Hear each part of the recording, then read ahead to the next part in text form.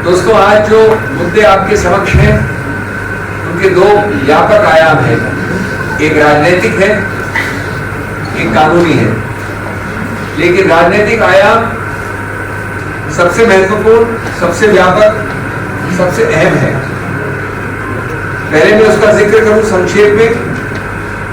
पहला बिंदु उसका यह है कि जानबूझकर, बार बार सोच समझकर, एक सूझे बूझे तरीके से इस सरकार ने हर गणतांत्रिक संस्था को खत्म करने का प्रयत्न किया है, उसको चोक करने का प्रयत्न किया है, उसमें रोकथाम करने का प्रयत्न किया है। एक अजीबोगरीब बनावटी राष्ट्रवाद का बहाना लेकर उन पे आरोप लगाए जाते हैं।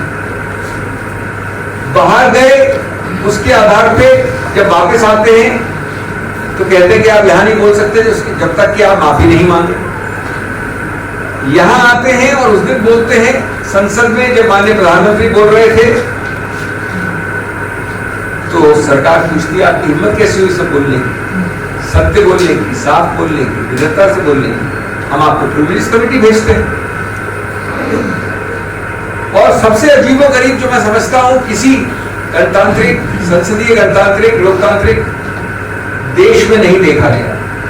जब वो आके बोलते हैं तो सरकार खुद अवरुद्ध करती है संसद को। सरकार खुद करती है इस आधार पे कि पहले आप माफी मांगिए। ये कौन सी संसदीय प्रणाली के अंतर्गत है कि पहले आप माफी मांगिए, नहीं तो हम अवरुद्ध करेंगे, नहीं तो संसद चलेगी नहीं। तो ये इसी प्रक्रिया का एक और उदाहरण है, जहां मुंह खोले, झूठे बेईमानी केसेस दायर करिए, डराइए, धमकाइए, और हम आश्वस्त हैं कानूनी प्रक्रिया में कि हम जीतेंगे, स्टे ऑफ कन्विक्शन हमें मिलेगा। लेकिन जहां तक सरकार का सवाल है, उन्होंने ये सब प्रयत्न किए हैं, बार बार किए।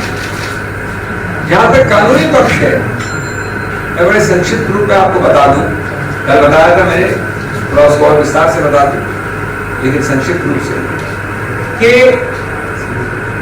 जब आप जल्दबाजी करते हैं तो गलतियों के ऊपर गलतियां करते हैं, संवैधानिक और कानूनी गलतियां करते हैं। मैं आपको 2-3 उदाहरण देकर अपनी बात खत्म करना चाहता हूं। ये मामला एक वारदात कोलार कर्नाटक में हुई, 2019 में हुई। उसकी कंप्लेंट कहां दर्ज की गई? सूरत, गुजरात में, 1-2 जगह और भी की गई, बिहार में, रांची में। तो जब ऐसा होता है कि वारदात, फौजदारी वारदात कहीं हुई हो अमुक जगह, और फौजदारी वारदात की कंप्लेंट किसी दूसरे प्रदेश में हो, तो कानून विधायिका ने बहुत पहले एक संशोधन द्वारा एक नया प्रावधान बनाया था, कई वर्ष हो गए, जो बाद में है, जो स्पष्ट है कि जब ऐसा हो तो आपको एक 202 कहते हैं, उसके अंतर्गत एक निरीक्षण परीक्षण करना पड़ेगा, इंक्वायरी करनी पड़ेगी। या तो मजिस्ट्रेट खुद करे या पुलिस द्वारा करे कि क्या उस मजिस्ट्रेट का अधिकार क्षेत्र बनता है। जब तक वो मजिस्ट्रेट ये शुरुआत में नहीं करता है इंक्वायरी, तब तक वो कंप्लेंट से आगे नहीं बढ़ सकता।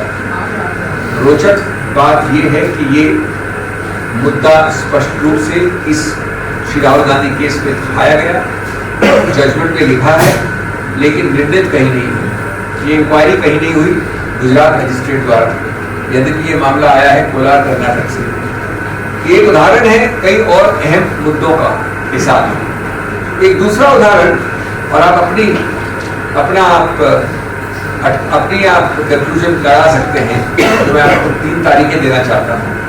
एक विचित्र बात हुई, जो याचक है, इस पे कंप्लेनेंट है, वो अप्रैल में 2019 में कंप्लेंट फाइल करता है। 2021 जून में श्री राहुल गांधी उस मैजिस्ट्रेट के सामने पेश होते हैं जो सूरत का मैजिस्ट्रेट था, उसमें भी मिस्टर दवे थे। 1 साल तक रुकने के बाद याचक वापस एक अर्जी देता है कि श्री राहुल गांधी वापस पेश हो।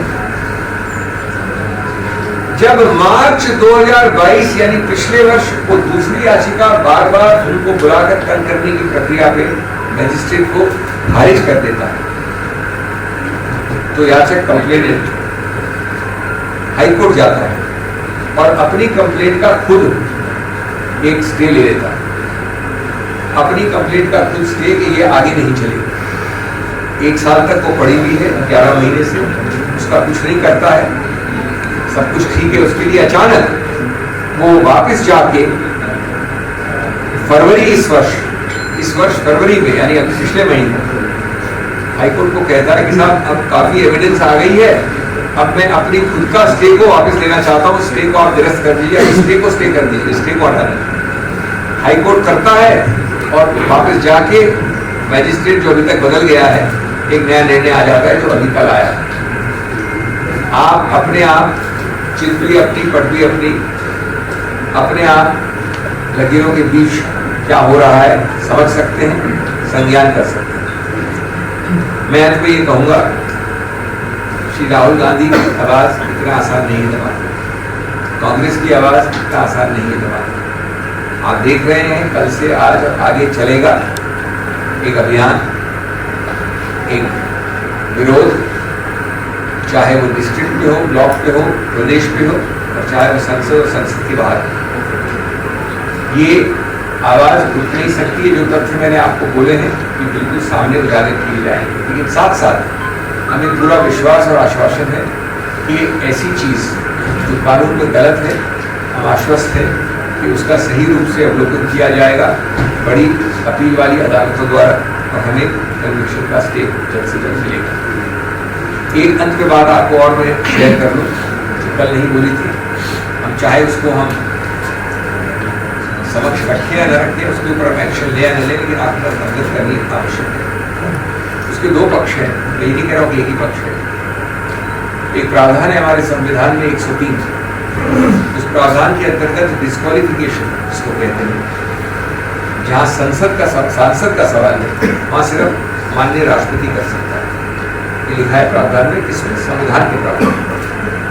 और साथ साथ ये लिखा है कि संविधान के प्रावधान के अंतर्गत जब राष्ट्रपति करता है तो उसको पहले एक सुझाव, एक रिकमेंडेशन लेना पड़ता है चुनाव आयोग से।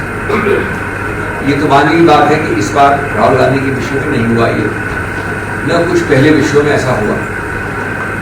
अब इसमें जो दूसरा पक्ष है वो ये है कि चुनाव आयोग का मानना है, और चुनाव आयोग इसी प्रक्रिया को फॉलो करती है और केसेस में, कि जब कन्विक्शन कोर्ट द्वारा है, न्यायपालिका द्वारा है, तो राष्ट्रपति के पास जाने की आवश्यकता नहीं होती। इसलिए हम चुनाव आयोग उसको कभी भी नोटिफाई कर सकते हैं, वे राष्ट्रपति के पास सुझाव लेके जाना और राष्ट्रपति की अनुमति लेने की आवश्यकता नहीं है। जो रोचक कानूनी मुद्दा इस पे उठता है वो ये है कि संविधान में जो लिखा है 103 में स्पष्ट लिखा है, उसको क्या चुनाव आयोग तो क्या उच्चतम न्यायालय भी क्या बदल सकता है?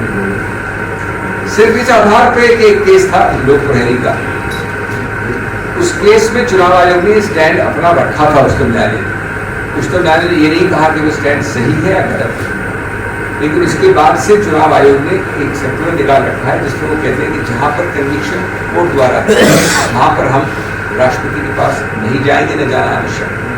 तो ये एक विरोधाभास है।